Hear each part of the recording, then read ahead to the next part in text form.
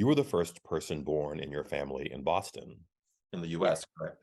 my So sister and I, yes, it has been even those conversations, right? Having to, which is it's insane because then I also form a part of a community of like this immigrant community. So I have constant duality of like, yes, I am American, but I'm also pulling into this immigrant community where my mom and my grandmother, my aunts and uncles, they're now having to reconcile at a much later age. Like, what is this America? What is this American dream? And hello and welcome to At the Podium with me, Patrick Huey. At the Podium is a multimedia platform that brings together people from a diverse background of lives, careers, and experiences who all share one thing in common. They have stepped fully into the transformative power of finding and raising their voices to make an impact on the world we live in today. At the Podium holds a space for everyone to share their stories, to be heard, and to bring us inspiration. Today, I'm thrilled to share the podium with Yissel Guerrero. Yissel Guerrero is a first-generation Bostonian born and raised in Dorchester by an immigrant single mother who refused to accept anything less than the best for her girls. Through divine intervention and hard work, she has become a chameleon, flawlessly navigating different environments and enjoying interacting with people from all walks of life. She is one semester away from completing an MBA degree in social impact, which she plans on using to step into and create generational wealth for her community. After graduating from Emory University in 2016, she had the pleasure of serving in the Marty Walsh administration for 4 years, learning the true meaning of public service and advocacy. She served as the mayor's liaison to numerous neighborhoods in Boston, including some of the most affluent neighborhoods in the city and others less so. She also served as the State Government Liaison and was responsible for managing the city's interactions with the state legislature. In 2021, she switched careers and stepped into the hospitality industry by coming to lead membership recruitment for the Quinn House. It is her sole mission to create space for as many diverse and dynamic people to be a part of her community and to feel at home. We'll see what's about to happen next, as Drake says. Okay, Yissel, welcome to At the Podium. thank you. Thank you for having me. It's been a long time coming. I'm so glad to sit down with you. Now, we met when I moved to Boston almost a year ago. It's been a year ago since I had first moved to Boston, and we worked together. And I remember the first day we met, I was so impressed and continue to be impressed by the passion and the true believing spirit that you bring to the work that you do, which is not easy and which is rare. So I'm so happy that the world's going to get to hear a little bit of that from you today. Thank you. I'm humbled. I'm humbled to be here. A big part of your career has been in advocacy and government. And I want to know what drew you into public service and how did you transition from college into the Marty Walsh administration in Boston? That's funny. I always say Jesus bamboozled me. I seriously, I did. I had declared a major in poli sci in undergrad at Emory, and my idea was actually going into international affairs. Studied abroad in Switzerland. The whole idea was that I would be some diplomat of sorts. And Mhm. someone said, "You really want to see government at work? Start at the local level. You can really see policies implemented and how they affect people's lives." Kind of went over my head, kept it in mind. I went back home mostly because I didn't get a job after college. And it was a really sort of difficult time. And so I'm like in the pits, and my mom is kind of watching me go through this search. And she kindly just sat me down. She said, "How is it that you studied politics, but you're not necessarily doing much with it?" And it was around the time that Hillary Clinton was running for president. So she's like, "It doesn't make sense. Pick one." As a way to spend time with her, I was like, "All right, let's volunteer. Let's be civically engaged." So I'm like doing this thing with her. I was volunteering with my church, and my pastors had asked me to be the liaison for the church because he couldn't be everywhere at the same time. And we needed to sort of build our relationships with different stakeholders in our community. So I ended up reaching out to this Office of Neighborhood Services. And really from a cynical perspective, because my church is based in Roxbury, one of the underserved neighborhoods in Boston. And I wanted to know what that office was doing to serve the neighborhood because I wasn't seeing those resources. Reached out to a couple of them. I think like one or two liaisons reached out. They had an opening. So I was like, all right, let's see what happens. So I applied. And then I was serving with my mom and the group of volunteers. We ended up in New Hampshire, our nearest swing state. The way the world works, I ended up with all of like Marty Walsh's people. He was putting his political power and his support behind Hillary Clinton at the time. So like the two things just sort of came together. And somehow they were like, you ask hard questions. Why don't you come see what it's really about? So I ended up serving as Mayor Walsh's liaison to Back Bay, Beacon Hill, Mission Hill, and Fenway, and everything in between.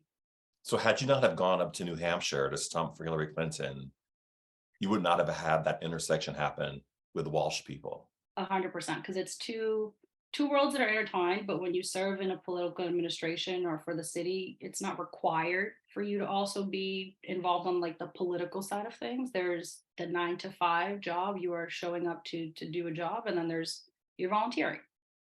So for me, it was just like, okay, I have interest in serving people and then also being civically engaged. For the role that they were looking to fill, you kind of had to be able to do both and manage both. They were very smart at keeping the political work separate from the work of running the actual city. And then Oh, they had to. by law, is that by law or is it about that they have to keep that separate? Yeah, they definitely have to because there's conflict of interest. So there's like the politician who's constantly running and then sort of showcasing his platform. And then there's the actual office itself. So you don't commingle funding, you don't commingle those resources. If I, on my spare time, want to volunteer for any political candidate, I can do that. But when I show up as the political appointee of, in this case, Mayor Walsh, I'm there to do a job. They do keep those separate. Did the actual work that you were doing in the Walsh administration match up to what you studied at Emory, or was there a difference? It was so much more than I could have imagined because I think the good and the bad of college, I think it's important for all of us, but it's very theoretical. So I was learning a lot of this, the policies and the game theory, which good and great. But then when I'm there with someone, it's like you have to just learn the skills on the go, and they're all people skills. There were many things that no one could have taught me in college that I just learned while doing the job. Wonderful mentors along the way, but it was that message came back. You want to see something really implemented, start at the local level. We got to see our programs, from a legislative proposal to really how it trickled down into the community, and how it did affect people's lives. So that was eye-opening and humbling every single day. You're the liaison to these different communities, very different neighborhoods in Boston. How do you take those concerns, those needs of those various communities, put them together, and then pitch that, I would suppose, to the administration to get action on what those citizens are requesting? The very first thing that we were told coming in, or one of the first things that we were told many things coming in, is that you are a bridge. It is your job to sort of distill the administrate. You are a representative of the administration. Government's hard to navigate as is. So my job was to bring in our message from the administration, make it, digestible, if you will, make people understand, let them have an in, and then vice versa. My job was to be out in the community, to know every single stakeholder that I could, whether it was a business owner or a civic association, get to know what their concerns were. For me, it was important because I had such different and diverse neighborhoods to say, I may not understand what you're going through. Like, those aren't my issues, but in this moment, that is the most important thing to you. And now I've heard it multiple times. So now it's like a trend in this neighborhood. Okay, this could be an issue. Let me then report that either to the department that could address the issue, or we had means and processes to be able to notify the mayor directly. And so that was something that we had to brief him on. And that communication was ongoing every single day. Because the neighborhoods were so diverse, did you ever find issues or challenges that were consistent between those different neighborhoods? Everyone cared about quality of life, for sure. Um, and everyone wanted to see change. It was just not change in their particular area. I think across the city, we live in Boston, right? So across the area, it was there's too much development. But wait, we need more resources. But Mhm. no, wait, those that development is helping fund a lot of the resources that we need. And so there was too much traffic. I think in 2019, we definitely got voted the city with the worst traffic. I think it's only gone downhill from there. Overall, everyone really cared. I got to meet people that really cared about their neighborhood, different as they were, and they just wanted to make it a safer, more enjoyable place for them to kind of grow out their families and extend it further on. So that Mhm. was nice. So you're there in the heart of it, like you're literally pounding the pavement, I would imagine, sometimes in Boston. Do you think that government can truly work for people, or is it too controlled by special interest and people driven by power, financial gain? You're tugging at both of my heartstrings. Because yes, I want to say it absolutely works because I've seen it work. The pandemic was one of those times when we stopped absolutely everything that we had to do, and I saw laws go from being proposed to pass at the state level and then implemented at the local level. Like we all had to work together and work together fast, one for everyone's sake, and two to keep people alive, and we did. We sort of stopped with the ceremonial acts, if you will, that in many ways keep our government in place, but I've also seen it work.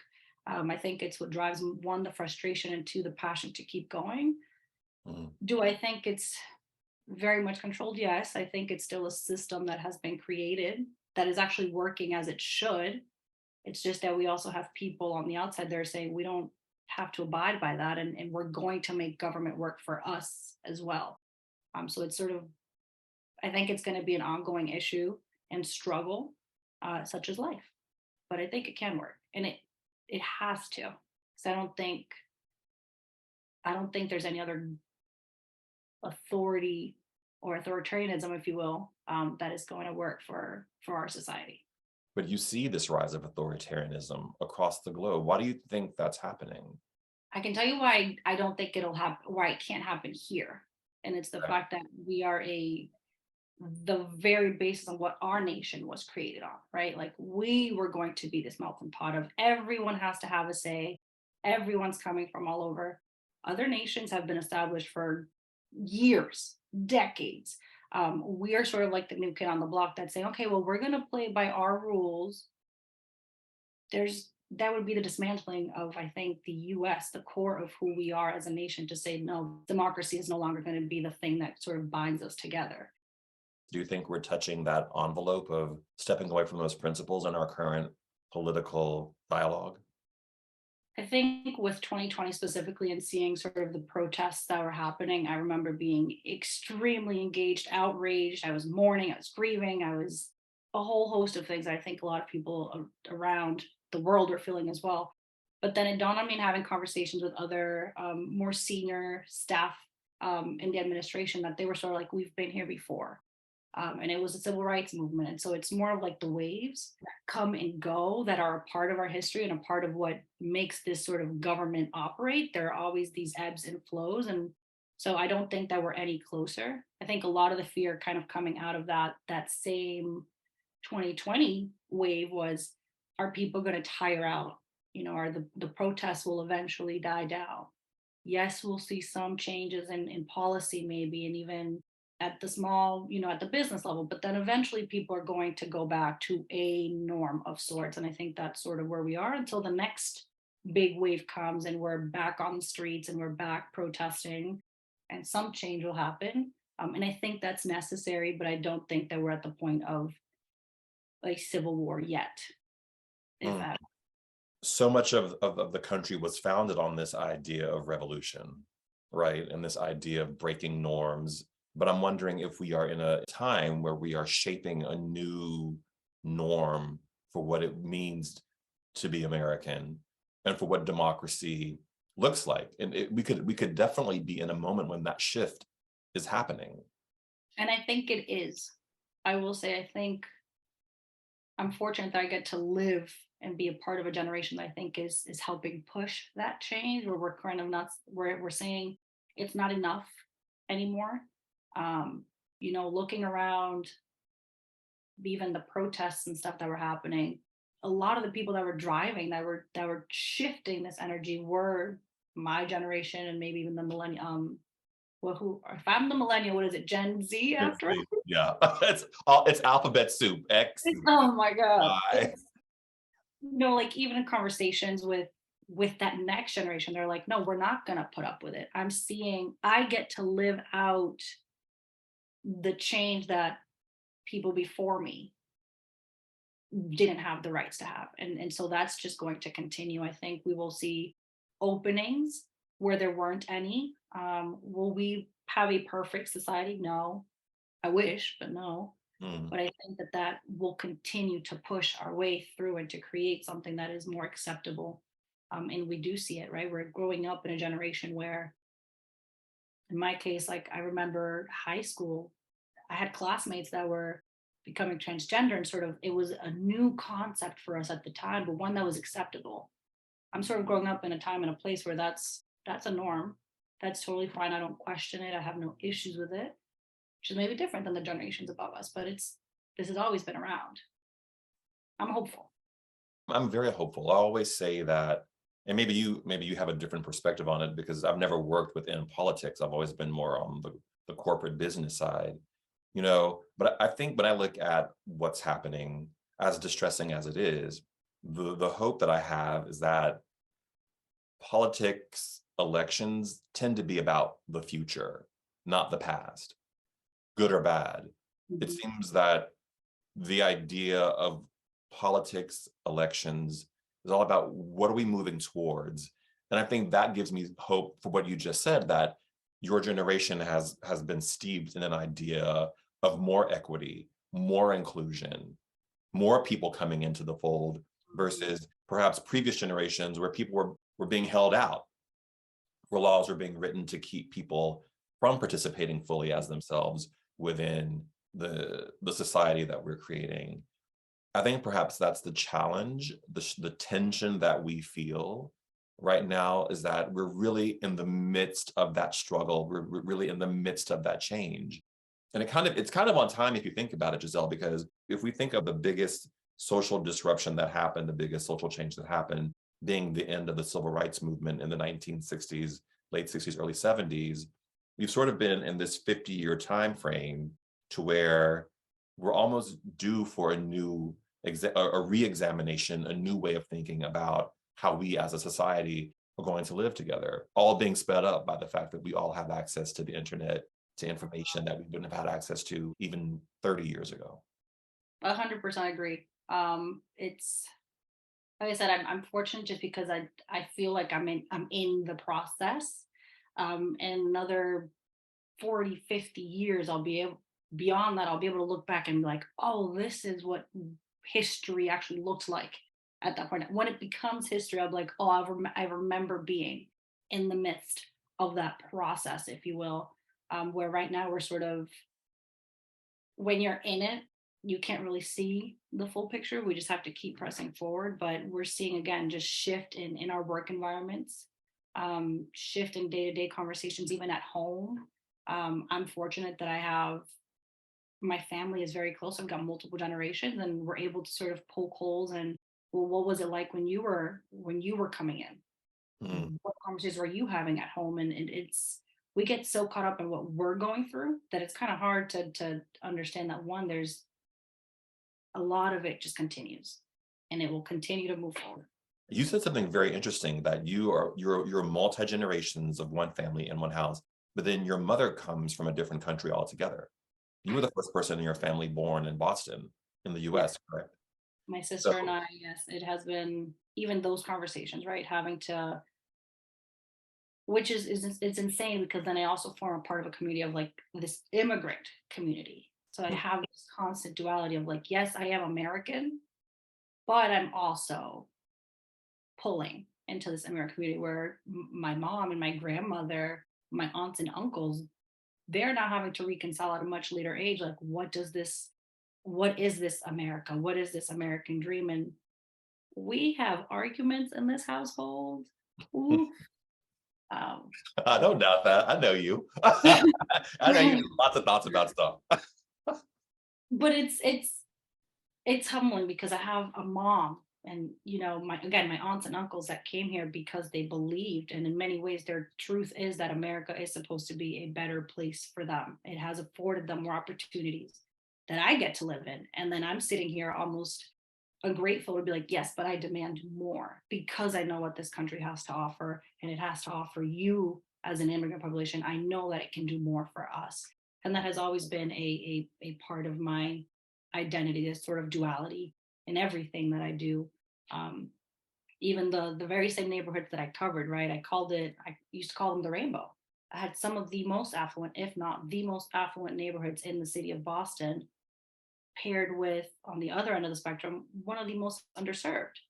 Just happened that that one underserved neighborhood was surrounded by leading institutions, hospitals, and universities. And so we sat here with this question of like, how? How is this still a possibility? And that's just one neighborhood. Imagine a household. That question of how is replicated throughout the country because we live such separated lives so close to each other. And I have to say, when I first moved to Boston, Boston is known for sometimes having very difficult social interactions between different neighborhoods, different ethnicities, different socioeconomic classes of people. And I remember moving to Boston and just being in my mind, because I'm from Texas and everything is so spread out, that you could be 40-minute car rides from people who live in very different circumstances than you, that you don't even see it. But I was struck in Boston at how close everything is and how that impacted some of the social challenges that Boston is sometimes known for. It really struck me as interesting that they were that close to each other, yet so separate from each other in some circumstances. It's one of the things that pains me of the city. And actually, it actually took coming back home, working for the city of Boston, to start to appreciate the fact that people do show up to work every single day because they care to make it a better place for others. I've always had, and I always say this, I have a love-hate relationship with the city that's made me. But in many ways, I think Boston still has the same way that I feel about America. I think Boston has a lot more to offer. We are a leading nation. We are a leading city. We're also one of the oldest cities in the US. So I'm kind of like, that means we've had more time to get this right. Leading institution, but we still have to reconcile with the fact that we have a brain drain right now.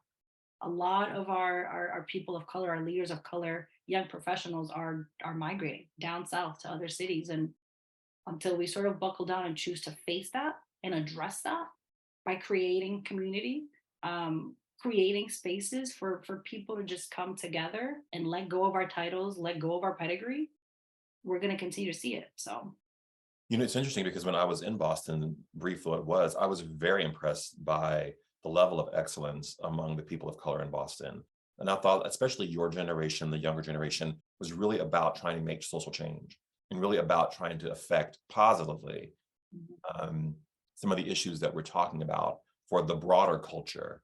I was really excited about that in Boston. And I will say it's been, as a person of color, it's surprising to us. And I think that shift we're starting to feel mostly after 2020, if you will, where we were sort of like, no, this is also our city, and we're tired of feeling like we're other at home.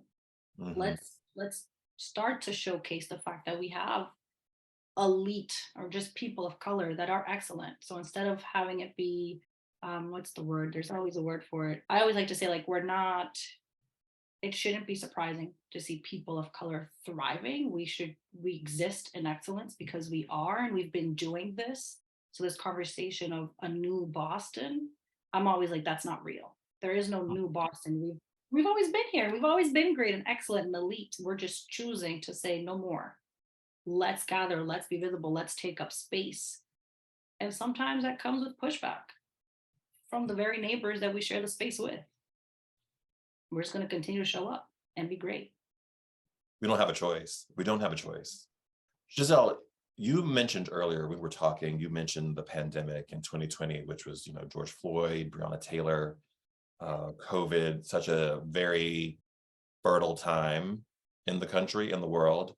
But you have a very unique view on it because you were sitting in the seat of government for Boston during all of that. And I wonder, what was that like for you to be serving in the government when we were having one of the greatest social crises of our time, not just on the health front, but on the social front, with all of the unrest that was coming because of the murders that were happening or being highlighted. Those murders have been happening forever, but were being highlighted during that time. I debated saying this earlier because I remember, I'm going to say it, and Lord Secretary Walsh, please. I remember we had a meeting, and it was supposed to be a meeting of mayors from different cities and towns that were coming together to meet with the Speaker of the House. And just before we're going into the meeting, they all literally down to the minute, they're all getting phone calls. And it was the very first sort of like, oh, it's in our city. How many people do we have? Do we have to call? So like the meeting was called off in the moment. And these were the mayors of Somerville, the mayors, we had the Boston mayor. The same thing happened with the Speaker of the House. Like everyone in that moment was just like, hold on a second, everything has shifted. Yes, we have this plan. Yes, we have this legislative agenda that we have to move forward. And that's now been put on pause. One of the things that my pastor had always said to me as a reminder was like, you were chosen for such a time as this. And that just rung true to me all throughout the pandemic. I have to say it was the most humbling time. Not shocking. I was grateful that I got to serve under Mayor Walsh at that time. I think he was impeccable. I mean, the decisions that we made were first. We had no idea. There was no rule book. Absolutely no rule book.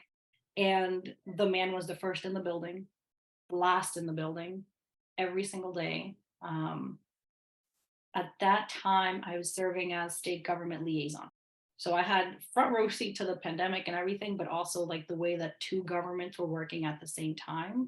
I'm thankful for the fact that we had a great relationship with the state.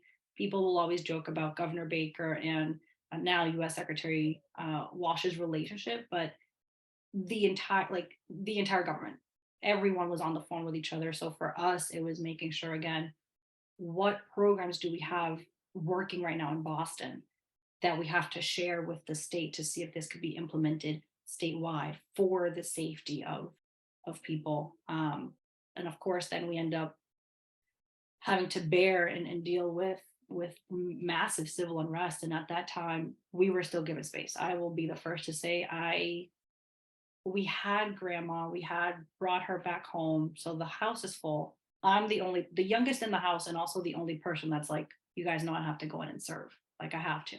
Very few of us were there early on. We had to make kits, at-home kits, and instructions for people to make home, like masks and stuff. At that point in time, we had no idea what was really going on with this pandemic. So we all showed up knowing and taking the risk that we could possibly die. If this thing is as bad as it is, we could all die. And every single person, most of them were department heads. The mayor was present. The Office of Neighborhood Services, the liaisons had all been sort of reported in as emergency essential staff. And we were there packing kits because we knew that at that point in time, this was what was necessary for the people of Boston. So for me, it will always be, yes, one of the hardest and most trying time, but also there was nowhere else that I'd rather be at that time. Like when those protests were happening, I made a personal decision at that point in time that I knew was a risk. But I said, I'd rather be out there. And if something happens to me out there, let it be out there than sitting at home and not and letting this moment pass by and sitting at home where my heart is there. So we went and we took to the street. Where has that fervor and fire gone that we had when people were protesting in the streets around George Floyd and Breonna Taylor? Where has that fervor gone now? I think it's there. It's there and it's showing up in quieter spaces. It's the same passion that fuels us, that made us take to the streets. But I think it kind of goes back to that conversation with the senior staffer that said, it'll pass.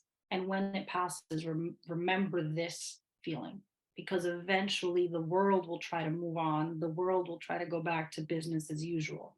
So I think it's still there, but out of preservation, some of us are choosing to remain quieter. There is strength in numbers. And so we're trying to figure out where that community still lies. We're showing up in different ways for each other, but it's still there. How do you take the action of that time and turn it into legislation? The legislation moves very slow. Oh, Jesus, very, very slow. During the protests, I'm thankful because now looking back and again being able to constantly just see the patterns. We had a state representative who was just always known for filing a set of bills that at the time maybe weren't moving as fast as we wanted to or weren't really going anywhere, but that was always his beat, um, putting bills up against police brutality, the body cams. There were a set of others. So because of was happening with the civil unrest, all of a sudden it was the right time to then move to show we are as administrations, as government, we are committed. We have to fix this. And so then it was time to move those bills forward. We're seeing, we did see, I'm just trying to recall off the top of my head which ones I remember moving, but there was a maternal health bill that did get passed. Again, because trying to have this conversation about the fact that women of color have much higher mortality rates than others in this nation. A Yeah. conversation that we have to have. My sister, I'm always talking about my nephew, but that was a conversation that we had the burden of coming up with a birthing plan before going into the hospital, trying to talk to other women in our community to say, how do we ensure our safety? Because even though we have to be called in, we still need to make sure that we have everything that we can in place. They just passed, I think it was this past legislation, the Crown Act, now allowing for people of color to not be discriminated, or for just people in general to not be discriminated for hair. And I always talk about there's a very specific reason why I choose to not straighten my hair in any space that I'm in. I'm always or usually in predominantly white spaces. I do this on purpose. I remember having the fear when I first came into government of feeling like, is it going to be too much? Am I not professional? I mean, what a gift that you had the opportunity to be sitting in those spaces at that time and really seeing the government, the systems work. I knew that I was there for a reason. Um, and at that time, that's what it called for. Even if at that moment it was putting myself on the line or feeling like parts of myself were, on fire. And why did you choose to not stay in government? I know Mayor Walsh ended up going to Washington and becoming Secretary Walsh. You have come into the private sector. How has that transition been for you? Because it's a very different remit in some circumstances. In some ways it's still the same, serving people and helping people. So the news is pretty much leaked. And we had just had this nice, like, hoorah moment with the entire administration. I think on the political side, we were getting ready. We were getting ready for round three, and we were excited. We were definitely going to go in for another um, election year. And then we kind of found out that he didn't really have a chance to tell us. I think the news kind of all aligned. I was very, very fortunate to land this sort of new opportunity. I wasn't seeking it. And it came actually I cried. I turned it down a couple of times. And then I ultimately sort of felt peace. I felt at peace after speaking to my pastors, after putting this prayer out. And I'll say this. I had made a list of qualities that I wanted to have in my next boss. And I'm like Googling, and I come across this video. I think the Boston Chamber of Commerce were honoring Sandy and Paul. Oh my God. Every single word that I had written down that I wanted in these leaders, it's like, and this couple is known for X, Y. And I just started checking them off. Like, are you serious? So I took a leap. I took a chance. I'm here out of service and obedience to the Lord, but I'm enjoying every minute of it. So I definitely didn't plan it, but I'm glad that I stayed. I've learned so much. And even more, I'm getting to appreciate more of our city in ways that I don't think I would have had the chance had I left. I want to switch gears a little bit because you have talked pretty openly about your journey with therapy and taking care of your mental health. And I applaud you for doing that because still today, Black and brown people have such a difficult time even discussing mental health issues, let alone getting the help that they need around that. And I wonder, in your perspective, how do we move our communities past the stigma to give the support they really need to have a healthy mental capacity? I had been talking about getting therapy for a couple of years before I finally went through it. So it takes doing it for you and then just encouraging and continuing to encourage those around you about the fact of just getting it. And it's demystifying in the same way. And this is what I sort of explain to people, my friends, my mom, my family, is that you go to see a dentist routinely, maybe not even because you have a cavity, but just because it's part of your like health checklist. If you're able to actually, if you have access and you're able to get the service, you get a physical every year.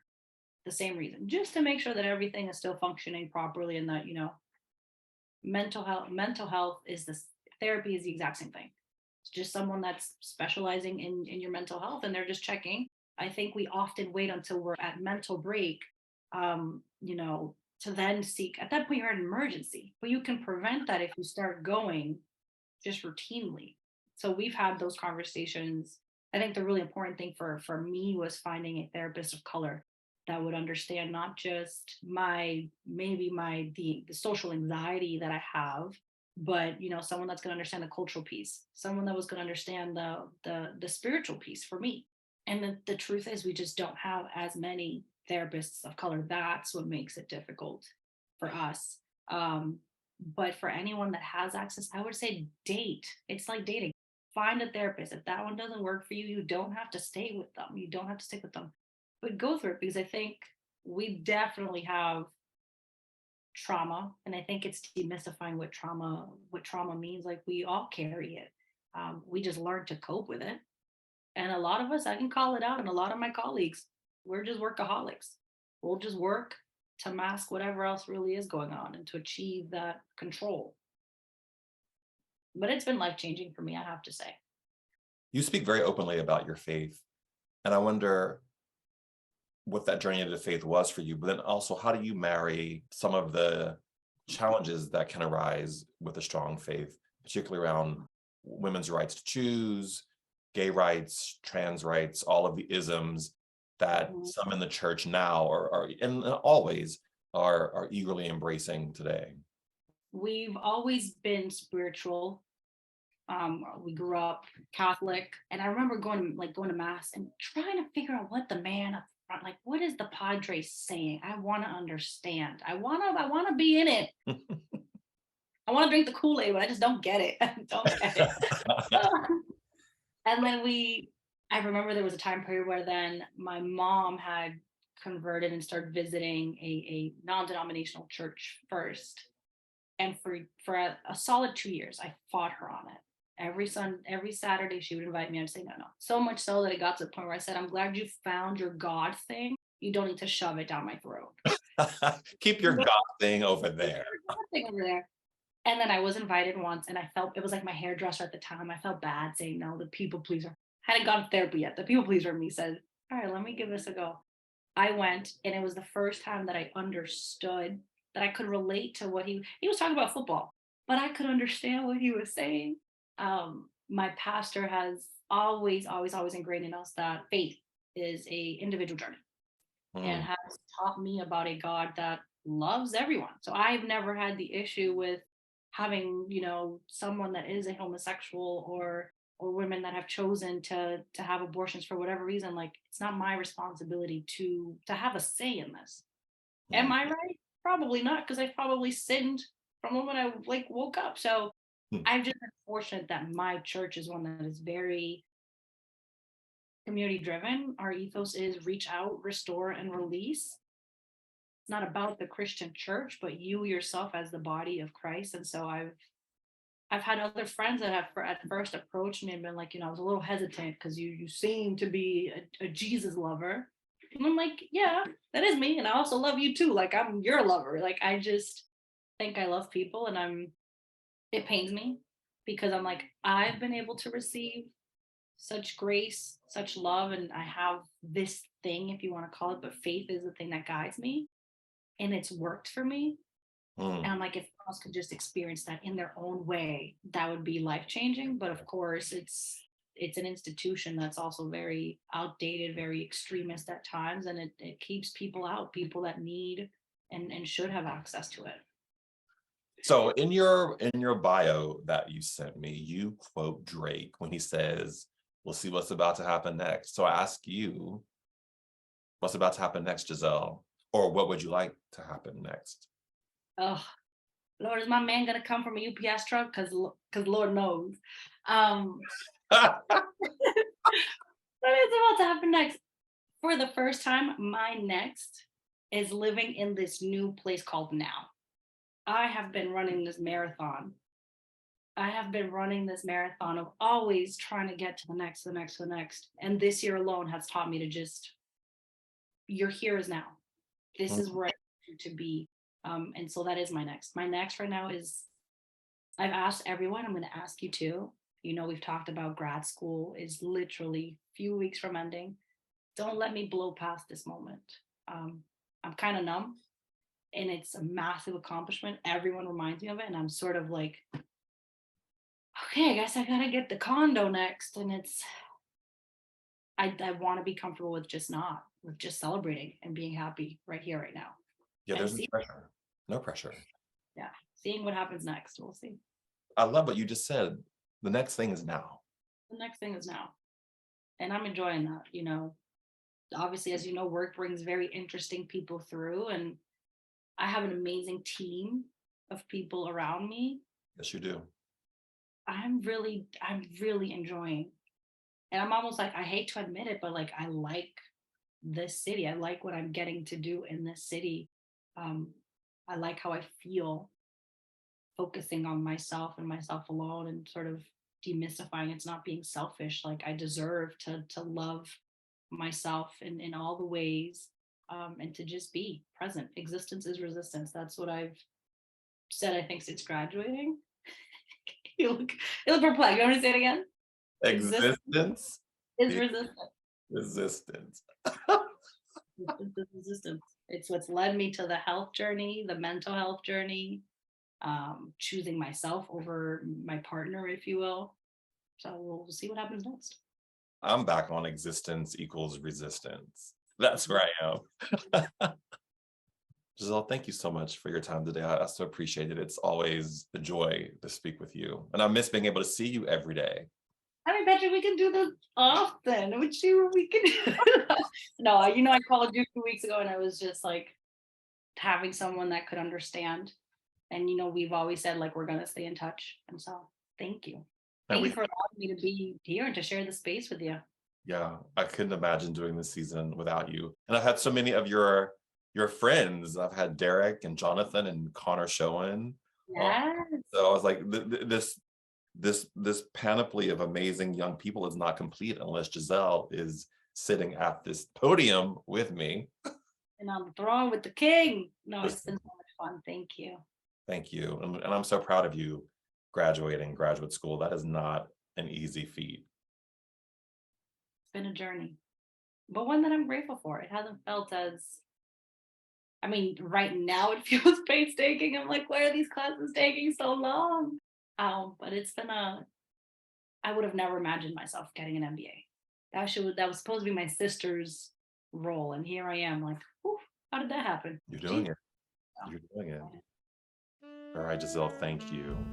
Thank you. And to those of you who are watching or listening, remember, we all have a voice.